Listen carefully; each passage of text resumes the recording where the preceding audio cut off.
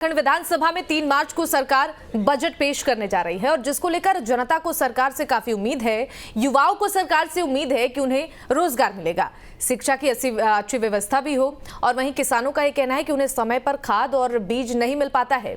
तो ऐसे में सरकार किसानों की समस्या का समाधान लेकर आए और महिलाओं को भी देखिए उम्मीद है कि घरेलू सामानों की कीमतों में कमी आए। कैसा होगा इस बार झारखंड का बजट, देखिए इस रिपोर्ट में।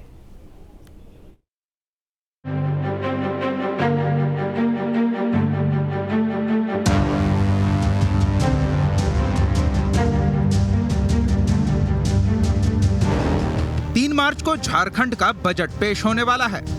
2024 चुनाव से पहले पेश होने वाला ये बजट जितना खास आम जनता के लिए है, उससे ज्यादा खास सियासी दलों के लिए, खासकर सत्ता पक्ष जो इस बजट के जरिए जनता को साधने की पूरी कोशिश करेगी।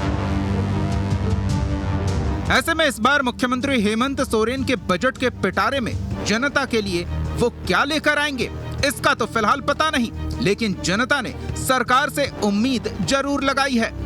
बात करें इस बार के बजट की तो 1,11,000 करोड़ का हो सकता है बजट। बजट में कोई नया टैक्स नहीं लगाया जाएगा। ग्रामीण विकास, शिक्षा, कृषि और स्वास्थ्य विभाग का बजट बढ़ाया जाएगा। कल्याण विभाग का भी बजट बढ़ाने का प्रस्ताव होगा। बजट में जन कल्याण पर सरकार का फोकस रहेगा। सामाजिक विकास पर भी सरकार का फोकस होगा। सरकार का ध्यान आधारभूत संरचना के विकास पर भी है। झारखंड में सबसे बड़ी समस्याओं में से एक है रोजगार की कमी और इसके चलते हो रहा पलायन, जो कि जनता के लिए किसी सिरदर्द से कम नहीं।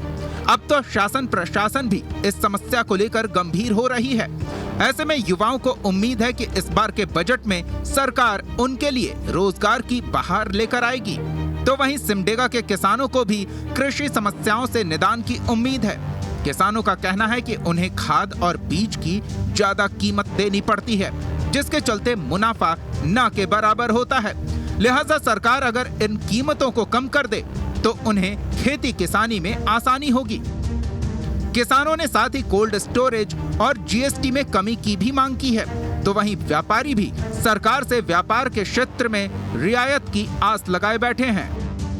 और खाद्य सामान में जो बहुत ज़्यादा जीएसटी जो लगा हुआ है अभी, उसको भी कम करके, और पेपर वर्क हम लोग का बहुत ज़्यादा हो जा रहा है जीएसटी में, उससे भी कम दिया जाए। भी वादे किए हैं हमारे मुख्यमंत्री साहब, केवल झुंझुना दिखा है झारखंड प्रदेश के लोगों को। लेकिन मैं इस बार के बजट से हेमंत सोरेन जी को मैं उम्मीद के साथ कहना चाहूँगा कि हमारे खास लोगों के लिए कुछ नया लेकर लाए, ताकि झारखंड के लोगों का हित में कुछ ऐसा नया चीज़ हो।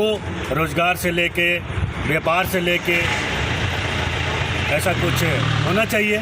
सरकार से हमें बहुत उम्मीदें हैं कि हम लोग जो किसान हैं और हम लोग जो टमाटर का खेती चाहे और भी खेती करते हैं सब्जी का, उसमें हम लोग को बहुत कम रेट में दाम मिलता है। और हम लोग सरकार से यही आशा रखते हैं कि हम लोग का क्षेत्र में कोल्ड स्टोरेज होना चाहिए, ताकि हम लोग अपना सब्जी को रख के। जो सरकार 3 तारीख को जो बजट पेश करने वाली है, मैं उससे ये अपेक्षा रखना चाहता हूँ कि ये जो हमारे एजुकेशन सिस्टम हो वो अच्छा से डेवलप किया जाए और जो किताबें कॉपी की जो रेट बढ़ती जा रही है वो सब थोड़े कम कर दिए जाए और हमारे सिमडेगा जिले में जितने भी डेवलपमेंट हो एजुकेशन सिस्टम को लेके वो ज़्यादा से ज़्यादा बढ़ा के किया जाए। हेमंत सरकार से मेरी अपेक्षा है कि ये घर के जो बजट महंगाई की वजह से गड़बड़ाए हुए हैं वो हमारे दायरे में आए, गैस के दाम कम हो जाए और सभी जो महंगाई इस कदर से बढ़ती जा रही है वो कम हो, ताकि हम सब भी अपने घर के बजट को मैनेज करते हुए अपने बच्चों की उचित शिक्षा में और उचित कामों में लगा पाए।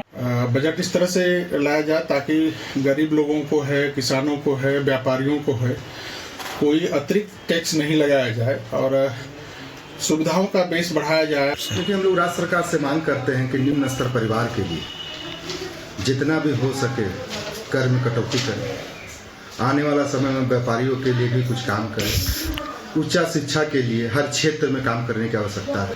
अपेक्षाएं तो बहुत सारे हैं, लेकिन हार्दिक इच्छा है कि सरकार जो है युवा वर्ग, शिक्षा, महिलाओं की सशक्तिकरण, किसान के लिए कुछ बेहतर योजना लाए जिससे एक पॉजिटिव सकारात्मक लोगों तक ये बात जाए। सरकार से यही आग्रह है मेरा। युवा मुख्यमंत्री से उम्मीद लगाए बैठे हैं कि 2023-24 का बजट युवाओं का बजट हो, रोजगार का बजट हो, शिक्षा और स्वास्थ्य का बजट। भावना बजट 2024 में झारखंड में चुनाव साल के अंतिम समय में है, इसलिए 2024-25 का बजट चुनावी बजट कहला सकता है, लेकिन ये चुनावी बजट नहीं है। झारखंड सरकार से यही मांग करते हैं कि युवा लोग को नौकरी दे और जो भी दुकानदार व्यवसायी है उसको भी मतलब मिलना चाहिए, और जो भी समस्या है जो कोरोना काल से मतलब जो क्षतिग्रस्त हुआ उनको भी होना चाहिए। महंगाई की मार आज पूरे देश की जनता झेल रही है और झारखंड भी इससे अछूता नहीं। ऐसे में महंगाई से त्रस्त जनता को उम्मीद है कि बजट के पिटारे से उन्हें टैक्स कटौती का तोहफा मिलेगा, ताकि घरेलू सामानों की कीमत भी कम हो और घरेलू बजट में गड़बड़ी ना हो। हालांकि गुमला जैसे आदिवासी इलाकों में सड़क, बिजली और पानी जैसी मूलभूत सुविधाओं के लिए भी जनता सरकार से आस लगाए बैठी है। जिले की जनता की मांग है कि स्वास्थ्य, शिक्षा और परिवहन की व्यवस्था दुरुस्त की जाए।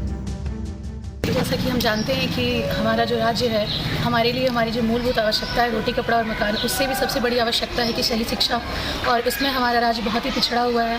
हमारे जो विद्यालय हैं उसकी जो कंडीशन है बहुत ही ख़राब है, और जो बच्चे हैं उन पे प्रतिभा संपन्न होने के बाद भी उनको प्रॉपर एजुकेशन नहीं मिल पा रहा है। गवर्नमेंट हमारे लिए कुछ कर नहीं रही है, और बहुत सारे विद्यालय की स्थिति भी बहुत ख़राब है। बच्चों को अच्छी शिक्षा, अच्छी व्यवस्था नहीं मिल पा रही, वो सिर्फ स्कूल जाते हैं, और इसी वजह से क्या बहुत सारे पेरेंट्स जो हैं उनको सही शिक्षा देना चाहते हुए भी वे प्राइवेट स्कूल की ओर जा रहे हैं। एक शहरी क्षेत्र की रहने वाली हूँ, तो मेरा सबसे पहला सरकार से यही उम्मीद है कि जो हमारी ये हॉस्पिटल्स हैं जो गवर्नमेंट सेक्टर के, उनमें बिल्कुल भी कोई फैसिलिटी नहीं है। आजकल सबसे ज़्यादा लोग जो जिस बीमारी से ग्रसित हैं वो डायलिसिस है।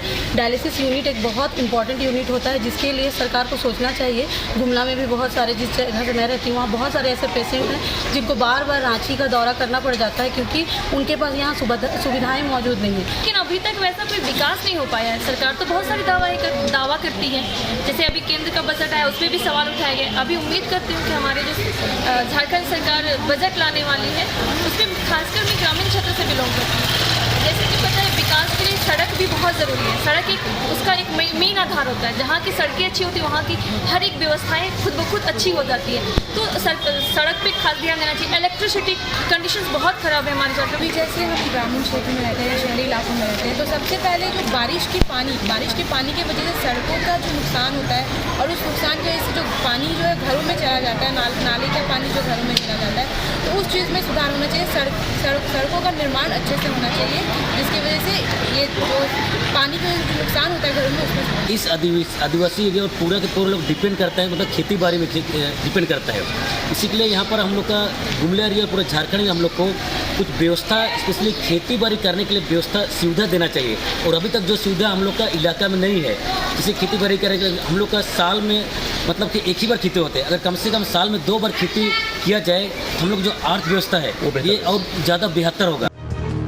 बहरहाल किसान हो, युवा हो, महिला या व्यापारी, बजट से हर वर्ग को कुछ न कुछ उम्मीद है, लेकिन इन उम्मीदों पर बजट कितना खरा उतरता है ये तो 3 मार्च को ही पता चल पाएगा। सिमडेगा से अमित रंजन, गुमला से सुशील कुमार और धनबाद से नीरज कुमार के साथ bureau report, news state Bihar Jharkhand.